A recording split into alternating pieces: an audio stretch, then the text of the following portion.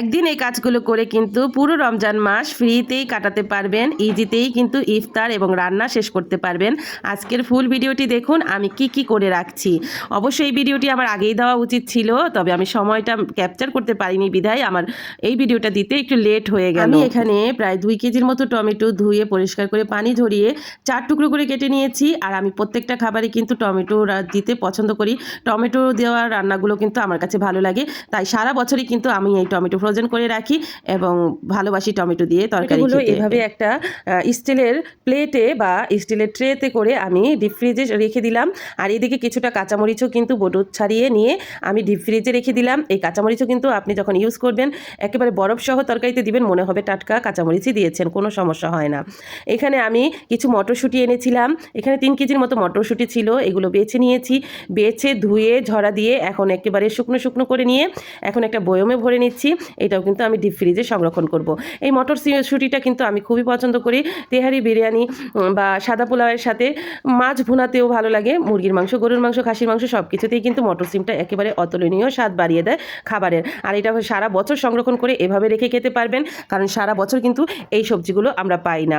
যাই হোক, সিজনাল সবজি কিন্তু সিজনালেই মজা, তবে বছরের সারা বছর খাওয়াটাও কিন্তু খারাপ লাগে না, ভালোই লাগে।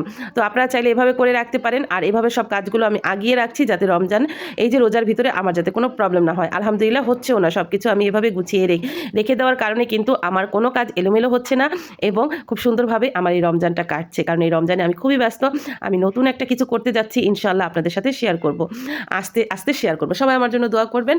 আর এই তো আমার সেই মটরশুঁটিগুলো এভাবে আমি ফ্রোজেন করবো একটা বয়মে ভরে। এখানে আমি নিয়ে নিয়েছি আরও 3 কেজির মতো ক্যাপসিকাম। হ্যাঁ, 3 কেজি ক্যাপসিকামই এনেছিলাম। আর এই 3 কেজি ক্যাপসিকাম কিন্তু আমি ভালো করে ধুয়ে ঝরা দিয়ে রেখে কেটে নিয়েছি। এখন একটা বক্সে ভরে এগুলো ফ্রিজে সংরক্ষণ করব।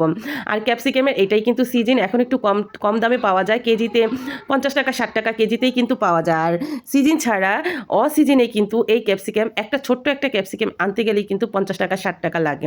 আর সেক্ষেত্রে এখন কিন্তু 1 কেজি ক্যাপসিকামই পাচ্ছি আমরা কত দিয়ে, মাত্র 60 টাকা 50 টাকা দিয়ে।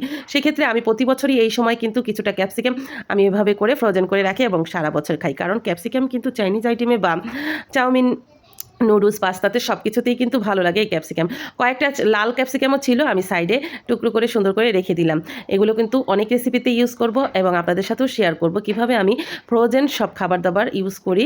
আর যেহেতু আমি একা, আমার মেয়েকে নিয়ে থাকি, সবসময় বাজারে দৌড়াদৌড়ি করারও আমার পসিবল হয় না। তো আমি ক্যাপসিকামগুলো রেখে এরই মধ্যে কিন্তু টমেটোগুলো বরফ হয়ে গিয়েছিল। আমি ডিপ ফ্রিজ থেকে টমেটোগুলো বের করে এখন একটা বক্সে ভরে রাখছি। আর এভাবে টমেটোগুলো রাখলে কিন্তু একটার সাথে একটা লাগে না, আপনি যখন খুশি তখন 2 টুকরো 1 টুকরো নিয়ে কিন্তু তরকারিতে ইউজ করতে পারবেন একেবারে ইজিভাবে। আর যদি একসাথে দলা করে রেখে দেন তাহলে কিন্তু দেখা যাবে যে আপনি যে কয়টা ইউজ করতে চাচ্ছেন সেই কয়টা ইউজ করতে পারছেন না, গালাতে হবে, আবার টমেটোর স্বাদও নষ্ট হয়ে যাবে। আর এভাবে রাখলে কিন্তু কোনো টমেটোর স্বাদ নষ্ট হবে না, মনে হবে যে একবারে টাটকা টমেটো আপনি ইউজ করছেন। আর এখানে আমি আরও কিছু জিনিস ফ্রোজেন করে রেখেছি ইফতারের জন্য বা রমজানের জন্য। এখানে কয়েকটা টিকা বানিয়ে রেখেছিলাম, এখান থেকে কিছুটা খাওয়াও হয়েছিল আর কিছুটা আছে, হয়তো বা রোজার মধ্যে আরেকবার বানাতে হবে। এখানে কিছুটা টিকা মানে ফ্রোজেন করে রেখেছিলাম, চিকেন টিকিয়া।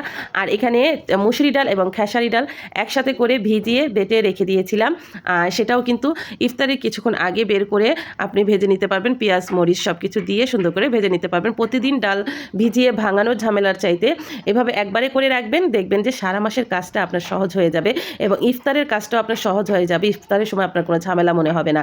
এখানে কিছুটা বুটও কিন্তু আমি ভিজিয়ে রেখেছিলাম আগের দিন রাত্রে, পরের দিন প্রেশার কুকারে দিয়ে 2-3টা সিজ দিয়ে নিয়ে এভাবে ডিপ ফ্রিজে ফ্রোজেন করে রেখেছি। এটাও কিন্তু আপনার জন্য সহজ হয়ে যাবে। 1 মুঠ বুট নিয়ে আপনি বাগার দিয়ে নেবেন, আপনার ইফতারের কাজটা সহজ হয়ে যাবে। এখানে আমি কিছুটা ফুলকপি একটা ভাপ দিয়ে শুধু একটা বলক দিয়ে এখানে ফ্রোজেন করে রেখে দিয়েছি, কারণ ফুলকপির পাকোড়াটা আমার মেয়ে পছন্দ করে। প্রায় বিকেলের নাস্তাতে বা ইফতার আইটেমে কিন্তু আমি ফুলকপির পাকোড়াটা করে দেবো আমার মেয়েকে, আমার মেয়ে খাবে। সব কিছু ইফতার উপযোগী করে কিন্তু আমি রেডি করে ফ্রিজে রেখে দিলাম যাতে আমার কাজগুলো সহজ হয়। আর এখানে কিন্তু আমি কিছুটা ধনিয়া পাতাও কেটে ফ্রোজেন করে রেখেছি। আজকের ভিডিওটি কেমন লেগেছে আমার রোজার প্রস্তুতি অবশ্যই জানাবেন। শুধু রোজার না, সারা বছরই কিন্তু আপনারা এইভাবে সবজি ফ্রোজেন করে খেতে পারবেন। আমি এখানে বাঁধাকপিও কিন্তু রেখেছি, সেটা আমি ভিডিও করতে ভুলে গিয়েছি। আর রেখেছি কিছুটা পেঁয়াজ বেরেস্তা, রেখেছিলাম কিছুটা ধনিয়া পাতা বেছে ধুয়ে কুচু কুচু করে রেখে দিয়েছিলাম। এই ছিল আমার রমজান প্রস্তুতির ভিডিও।